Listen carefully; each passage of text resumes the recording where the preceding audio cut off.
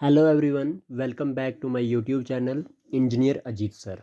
तो आज हम एक इम्पॉर्टेंट लेक्चर के ऊपर डिस्कस करेंगे और उम्मीद करता हूँ कि आप सबको ये टॉपिक जो है आज के लेक्चर का पसंद आएगा और बहुत ही फ़ायदेमंद होगा सबके लिए। तो आपको सबसे पहले मेरी रिक्वेस्ट है कि आगे बढ़ने से पहले आप सब जिसने मेरा यूट्यूब चैनल अभी तक सब्सक्राइब नहीं करा है तो वो प्लीज़ सब्सक्राइब कर लें ताकि उसको आने वाले वीडियोस का कहीं ना कहीं नोटिफिकेशन मिल जाए। अब है number of triangles in a given figure कैसे फाइंड आउट करें अगर आपके पास इस तरह से कहीं ना कहीं एक ट्राइंगल जो है बनी हुई मिलती है तो ठीक है। 1 2 3 4 ठीक है, ये आ गया 1 आपके पास, 2 3 एंड दिस अगेन 4। तो ऐसे केस में क्या करते हैं, ऐसे केस में हम क्या कर देते हैं, जितना लास्ट में नंबर आता है उसको क्यूब कर लेते हैं। जैसे कि 4 का क्यूब किसके बराबर होता है, 64 के बराबर होता है। तो 64 नंबर ऑफ ट्राइंगल्स यहाँ पे आ गई। ठीक है जी। उसके बाद बात करते हैं कि अगर आपके पास एक इस तरह से ट्राइंगल है, ठीक है, तो इसमें आपके पास कितनी नंबर ऑफ ट्राइंगल्स होंगी। और ये जो ट्राइंगल है ये कहीं ना कहीं बहुत ही लॉजिक के साथ मैं आपको बताऊंगा। आप बोलोगे कि ऐसा जैसा भी क्वेश्चन आ सकता है एग्ज़ाम में क्या, तो सही में ऐसा आता है। क्या हुआ कि एक ट्राइंगल मैंने बनाई और इसके अंदर बहुत सारी डिविजन्स दे दी। अब क्या करें, कुछ नहीं करना, जैसे 1 2 3 आ गई, ठीक है। अब यहाँ पे क्या हुआ, एक और डिवीजन दे दी, तो अब क्या करोगे, यहाँ पे एक और दे दी, अब क्या करोगे, यहाँ पे एक और दे दी, अब क्या करोगे, यहाँ पे एक और दे दी, अब क्या करोगे, और यहाँ पे फिर से एक और दे दी, तो क्या करोगे। तो कहीं ना कहीं टफ हो गया है ना। तो टफ नहीं है, कॉम्प्लेक्स क्वेश्चन है लेकिन है सिंपल। जैसे कि आपके पास पता है आपको कि 1 2 3, इसको फिर से नंबर दीजिए 1 2 3, इसको दीजिए 1 2, इसको भी 1 2 1 2 1 2 3, ठीक है। तो कुछ नहीं करना, आपने इन सब को सम कर देना। 1 + 2 + 3 इज इक्वल टू 1 + 2 3, 3 + 3 6, ठीक है। 6 नंबर ऑफ ट्राइंगल्स यहाँ तक, इधर भी वही होगा, यहाँ पे भी 6 आएंगी। 1 + 2 यहाँ पे 3 आ जाएंगी, यहाँ पे ये 3 आ जाएंगी, यहाँ पे 1 + 2 3 आ जाएंगी, और यहाँ पे 1 + 2 3 + 3 6 आ जाएंगी। तो आपके पास टोटल नंबर ऑफ ट्राइंगल्स अगर इसमें फाइंड आउट करो कितने हो जाएगी, 6 + 3 9, 9 + 3 12, 12 + 3 15, 15 + 6 21, 21 + 6 27। तो 27 नंबर ऑफ ट्राइंगल्स यहाँ पे आपके पास हो गई, ठीक है। याद रखें, ये वाला क्वेश्चन इस तरह से आया था पिछली बार एग्ज़ाम में, तो तभी मैंने ये क्वेश्चन कुछ पिक एंड चूज़ वाले क्वेश्चन उठाए हुए हैं जो आपको एग्ज़ाम में आए थे और मैं करवा रहा हूँ, ठीक है। एक और क्वेश्चन आया था पिछली बार एमटीएस के एग्ज़ाम में, समझ लो, और कुछ और भी एग्ज़ाम हुए हैं उनमें, ठीक है। अगर मैं बात करता हूँ कि इस तरह से आपके पास एक फिगर है और इस फिगर में आपने बताना है कि कितने नंबर ऑफ ट्राइंगल्स। अभी तो आपको ये ट्राइंगल लग नहीं रही है, रेक्टेंगल लग रही होगी, लेकिन अब कहीं ना कहीं इसकी ट्राइंगल की डिवीजनें हो गई, ठीक है। अब आपने बताना है कि कितने नंबर ऑफ ट्राइंगल्स। इसमें सिंपल है, ये एमटीएस का क्वेश्चन था। 1 2 3 4 5 6 7 8, 8 नंबर, 8 लग गया। जब इसका काउंटिंग करें तो आपके पास क्या करना है, जितना ये काउंटिंग करके आपके पास डिविजन आती हैं उसका डबल कर देना आपने। तो 8 का डबल कितना हो गया, मल्टीप्लाई बाय 2 कर देंगे, तो मतलब 16 नंबर ऑफ ट्राइंगल्स यहाँ पे हैं, ठीक है। लेकिन अगर यही विंडो अगर मैं बढ़ा दूँ और इस तरह से कर दूँ, ठीक है, एक और बढ़ा देता हूँ,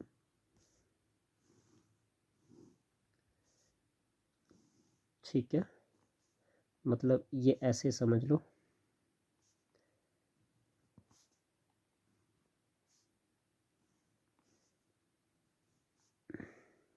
मतलब सेम विंडोज़ मैंने बढ़ा दी। तो अब क्या करोगे, तो आपने कुछ नहीं करना, आपको पता है कि 8 यहाँ पे 8 यहाँ पे आया था, 8 यहाँ पे होगा और 8 यहाँ पे होगा, ठीक है।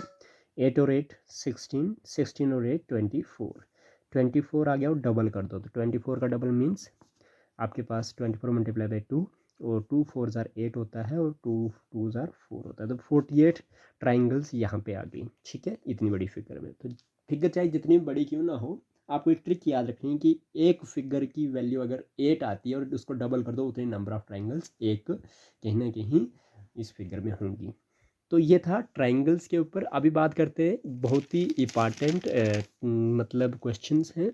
वो है कि अगर आपके पास root 2 root 3 root 2 root 7 raised power 24 है, ठीक है। तो आपके पास किसके बराबर होगा? आपने कुछ नहीं करना, 7 raised power 24 upon 2 multiply by 3 multiply by 2 करना है। तो 2 3 ज़ा 6, 6 2 ज़ा 12, तो 12 1 ज़ा 12, 12 2 ज़ा 24 होता है। तो ये बच गया आपके पास 7 रेज्ड पावर 2। 7 रेज्ड पावर 2 आने के बाद आपके पास ये हो गया 7 7 ज़ा 49 आ गया आपके पास आंसर इसका, ठीक है। तो ये कहीं ना कहीं सर्ड्स का क्वेश्चन है, ठीक है। और सर्ड्स के क्वेश्चन आपके पास CHSL में पूछे जाते हैं, ठीक है। अगर एक और क्वेश्चन मैं इसी तरह से लिख दूँ यहाँ पे, 5 root 3 root 2 root 5 raised power 30, तो किसके बराबर आ जाएगा ये आपके पास? ये आ जाएगा 5 raised power 30 upon 5 multiply by 3 multiply by 2, ठीक है। तो ये किसके बराबर आ जाएगा आपके पास? 5 3 ज़ा 15 2 ज़ा 30, 30 और 30 पावर कैंसिल, तो 5 की पावर 1 बची और आंसर आ गया आपके पास 5, ठीक है।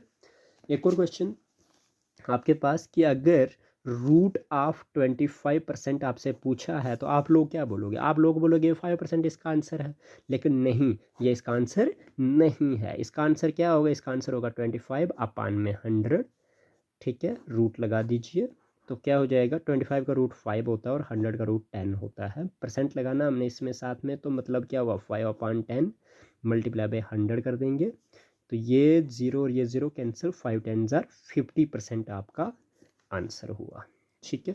उम्मीद करता हूँ कि ये चीज़ आपको समझ आ चुकी होगी। वैसे ही अगर कोई पूछे आपको कि बताओ 4% का रूट क्या होगा, ठीक है, रूट 4% किसके बराबर है, तो आपने कुछ नहीं करना, आपने 4 अपान 100 करना है, ठीक है।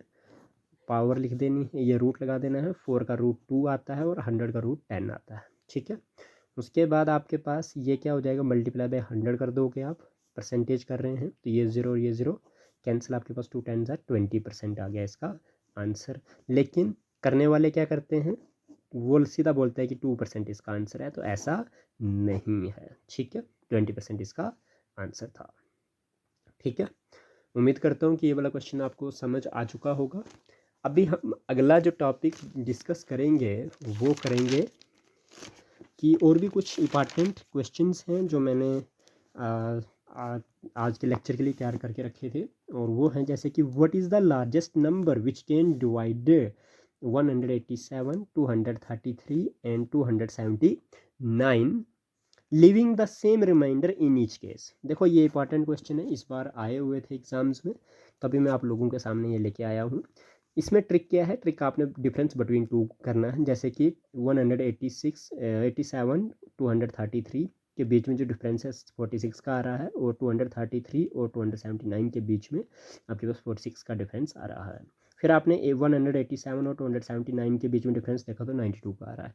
और उसके बाद जब आपने इनका डिफरेंस निकाल दिया, डिफरेंस निकालने के बाद आपने क्या करना होता है? HCF निकालना होता है।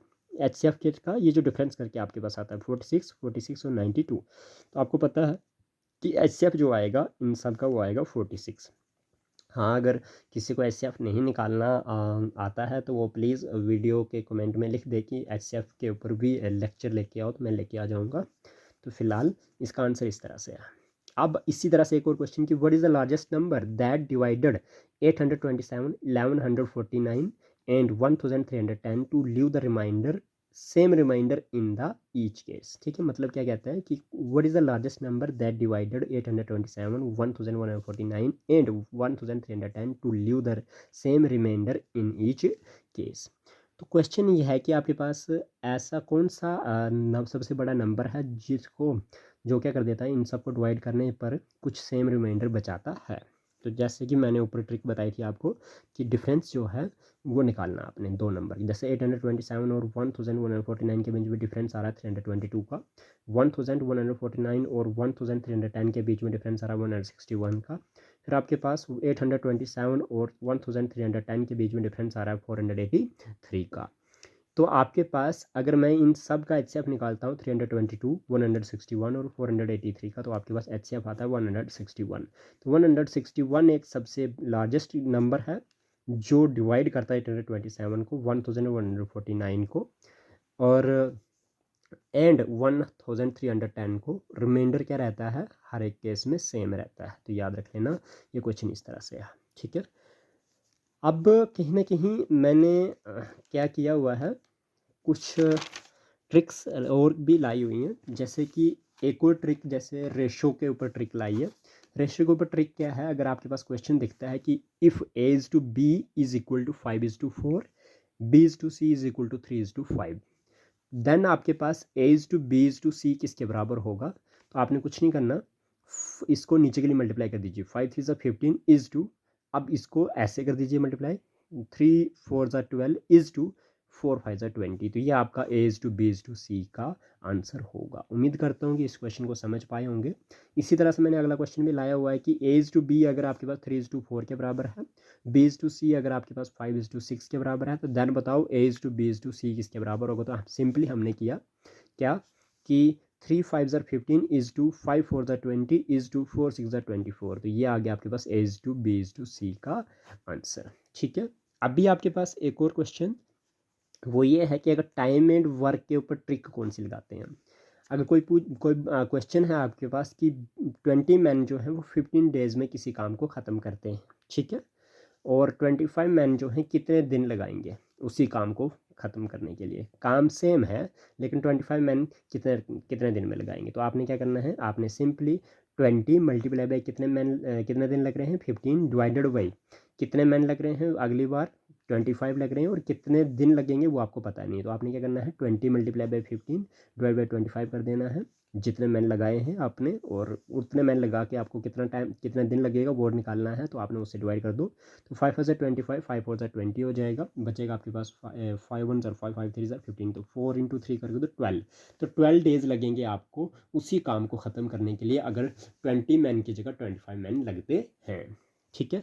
उसी तरह से एक और क्वेश्चन मैंने आपके सामने रखा हुआ है। वो क्वेश्चन है कि अगर आपके पास 12 मैन जो हैं वो 20 डेज़ में एक काम को ख़त्म करते हैं और 16 मैन अगर लगाता हूँ मैं, तो बताओ जी कितना दिन लगेंगे। अब पहले मैन कम थे और 20 डेज़ लगे थे, ठीक है, अब मैन ज़्यादा हैं और कितने डेज़ लगेंगे। तो इसको भी सिंपल वही ट्रिक लगाई है मैंने कि 12 मल्टीप्लाई बाई अगर 20 करते हो डिवाइडेड बाई कितने मैन लगाए हैं अभी 16, तो 4 4 16, 4 3 12, आपके पास क्या हुआ 4 1 4 4 5 20। तो आपके पास क्या बचा 3 मल्टीप्लाई बाई 5, 15 डेज़ लगेंगे, ठीक है। कम 12 मैन थे तो 20 डेज़ लगे, और अब मैन ज़्यादा बढ़ गए मतलब 16 मैन हो गए, तो आपके पास कम दिन लग गए 15 डेज़ लग गए। तो आपको पता ही है टाइम और वर्क जो है वो कहीं ना कहीं यूनिवर्सली प्रोपोर्शन है, कि अगर आपके पास क्या हो जाता है मैन बढ़ जाते हैं, मैन अगर इंक्रीज़ हो जाते हैं, तो आपके पास टाइम कहीं ना कहीं डिक्रीज़ हो जाता है, याद रखें। अब भी आपके पास एक और क्वेश्चन जो मैंने इसी बार देखा एग्ज़ाम में, वो ये था कि 40% ऑफ 10% ऑफ 800 किसके बराबर होगा। तो आपको पता है कि परसेंट का मतलब क्या होता है, परसेंट का मतलब होता है डिवाइडेड बाई 100, परसेंट का मतलब क्या होता है डिवाइडेड बाई 100 होता है, ठीक है। तो अगर मैं बात करूं कि ये देखो इस परसेंट ने इन दो जीरो को कट कर दिया, ट्रिक क्या है यहाँ पे याद रख लेना, और इस परसेंट ने क्या कर दिया इस ज़ीरो और इस ज़ीरो को ख़त्म कर दिया, ठीक है। इस परसेंट ने क्या किया इस 800 वाले दो जीरो को ख़त्म कर दिया, इस परसेंट ने क्या कर दिया 10 का एक जीरो और 40 का एक जीरो ख़त्म कर दिया। बचा क्या आपके पास 4 1 ज़ार 4, 4 8 ज़ार 32, तो 32 इसका आंसर आ गया, ठीक है जी।